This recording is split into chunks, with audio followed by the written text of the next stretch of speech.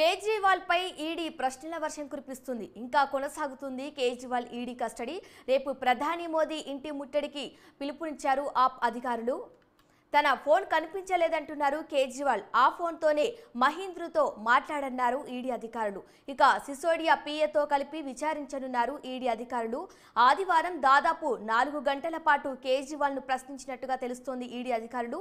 ఇదే అంశానికి సంబంధించి మరింత సమాచారాన్ని మా క్రైమ్ బ్యూరో చీఫ్ కృష్ణ అందిస్తారు. చెప్పండి కృష్ణ.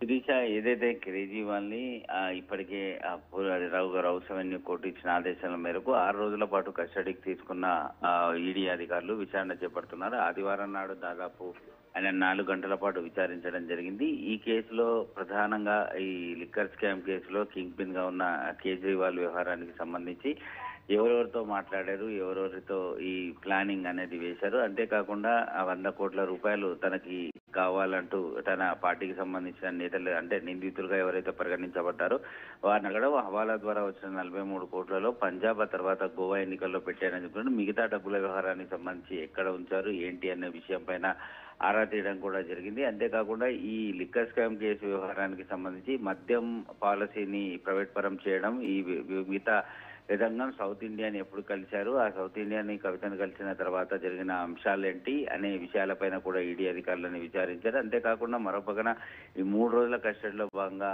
కవితను కూడా అధికారులు విచారణ చేపట్టారు. కొద్ది దశలో కవితను ఆ తర్వాత అరవింద్ కేజ్రీవాల్ వీరిద్దరిని కూడా విచారణ చేపట్టి వారి స్టేట్మెంట్లు సరిగా అంటే వారు చెప్పిన సమాధానాలు సరిగ్గా ఉన్నాయా లేదా అనే కోణంలో కూడా విచారణ అధికారులు వాటన్నిటిని కూడా పరిశీలించడం కూడా జరిగింది. అంతేకాకుండా తన ఫోన్ కనిపించట్లేదంటూ ఏదైతే అరవింద్ కేజ్రీవాల్ చెప్పడం జరిగిందో ప్రస్తుతం దాన్ని ఈడీ అధికారులు సీజ్ చేయడం జరిగింది. ఆ ఫోన్ తోనే ఇటు మహేంద్రతో పాటు సిసోడియా పిఏతో కలిసి అంటే మహేంద్రతో మాట్లాడినట్టు, అలాగే రేపు ఈ రోజు ఈ సిసోడియా పిఏను కూడా విచారణకు రావాల్సిందిగా ఆదేశాలు జారీ చేశారు. ఈ రోజు ఆయన ఆధ్వర్యంలో ఈ అరవింద్ కేజ్రీవాల్ ని విచారించే అవకాశాలు కూడా ఉన్నాయి. మరో పక్కన ప్రధాని నరేంద్ర మోడీ ఇంటిని ముట్టడించాలని ఆమ్ ఆద్మీ పిలుపునివ్వడం జరిగింది. ఎందుకంటే ఎన్నికలు దగ్గర పడుతున్న సమయంలో తన పార్టీ గెలవదనే భయంతో ఈడీ అధికారులను పావులుగా వాడి నరేంద్ర మోడీ తరహా దాడులకు పాల్పడుతున్నారని ఆమ్ ఆద్మీ ఏదైతే పార్టీ ఆప్ పిలుపునివ్వడం కూడా జరిగింది. ఈ ఆరోపణలు పిలుపు నేపథ్యంలో మొత్తం ఢిల్లీలో పోలీసులు అలర్ట్ కావడం, ఆ తర్వాత భారీ బందోబస్తు అనేది ఏర్పాటు చేశారు. ర్యాలీలు తర్వాత ప్రదర్శనలు కానీ ముట్టళ్లు కానీ వీటన్నిటి కూడా అనుమతి లేనిది కనుక నిర్వహిస్తే ఖచ్చితంగా కేసులు తప్పవని ఢిల్లీ పోలీసులు హెచ్చరికలు కూడా జారీ చేస్తున్నారు. శిరీష, సిసోడియా పిఏను కూడా ఈడీ అధికారులు విచారించబోతున్నట్టుగా తెలుస్తుంది. దీనికి సంబంధించిన అప్డేట్స్ ఏంటి? ప్రస్తుతానికి కేసు వ్యవహారానికి సంబంధించి తీగలాగితే దొంగంత కదిలినట్టు మొత్తం ఈ వ్యవహారంలో ఒక్కొక్కరుగా నేతలంతా కూడా బయటపడుతున్నారు. పెద్ద ఈ ఏదైతే అంటే ఈ వ్యవహారాల్లో ఎవరెవరు పాల్పడ్డారు, ఎవరికి ఎంత ముట్టింది, ఈ డబ్బుల వ్యవహారానికి సంబంధించి ఎవరెవరు ఎంత డిమాండ్ చేశారు, ఆ డిమాండింగ్ వ్యవహారంలో సంబంధించి ఆ డబ్బులు ఎక్కడికి వెళ్ళాయి, ఎక్కడ వ్యాపారంలో పెట్టుబడులు పెట్టారు, ఎక్కడికి మళ్లించారు అన్న కోణంలో దర్యాప్తు అవుతుంది. కాబట్టి ఆ సిసోడియా పిఏని ఈ రోజు విచారణ పిలిచారు కాబట్టి ఆయన నుంచి మరికొన్ని విషయాలు తెలిసే అవకాశం ఉంటుందని ఈడీ భావిస్తుంది. అందులో భాగంగానే ఆయనను విచారణకు పిలవడం జరిగింది.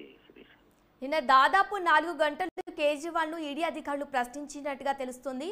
దీంట్లో భాగంగా కేజ్రీవాల్ నుంచి ఎలాంటి కీలక సమాధానం రాబట్టారు ఈడీ అధికారులు? శిరీష, 4 గంటల పాటు విచారణలో కేవలం డబ్బులు మనీ లాండరింగ్ అంశంపైనే ఈడీ అధికారులు ఫోకస్ పెట్టడం జరిగింది. ఆయన ఏదైతే 100 కోట్లు కావాలన్నారో హవాలా రూపంలో వచ్చిన 43 కోట్ల రూపాయలు నిజంగా పంజాబ్ గోవా ఎన్నికల్లో ఖర్చు పెడితే వాటిని ఎక్కడెక్కడ ఖర్చు పెట్టారు, మిగతా అందిన డబ్బులు ఏ రూపంలో వచ్చినాయి, హవాలా రూపంలో వచ్చినాయా లేదంటే ఎవరైనా తీసుకొచ్చారా, ఈ అనేక కోణంలో దర్యాప్తు అనేది కొనసాగుతుంది. సో ఆ నేపథ్యంలో 4 గంటల పాటు ఈడీ అధికారులు అరవింద్ కేజ్రీవాల్ విచారించి స్టేట్మెంట్ రికార్డు చేశారు. కానీ ఆయన నుంచి పెద్దగా సమాధానాలు రానట్టు తెలుస్తుంది. కొన్ని చోట్ల ఎస్ అని, కొన్ని చోట్ల నో అని, మరికొన్ని చోట్ల మౌనంగా ఉన్నట్లుగా కూడా తెలుస్తుంది. మొత్తానికి ఈ రోజు మరోసారి విచారణ చేపడితే సిసోడియా పిఏతో కలిసి విచారణ చేస్తే విషయాలు బయటకు వచ్చే అవకాశాలు ఉంటాయని ఈడీ భావిస్తుంది. Sirisha. Okay Krishna, thank you.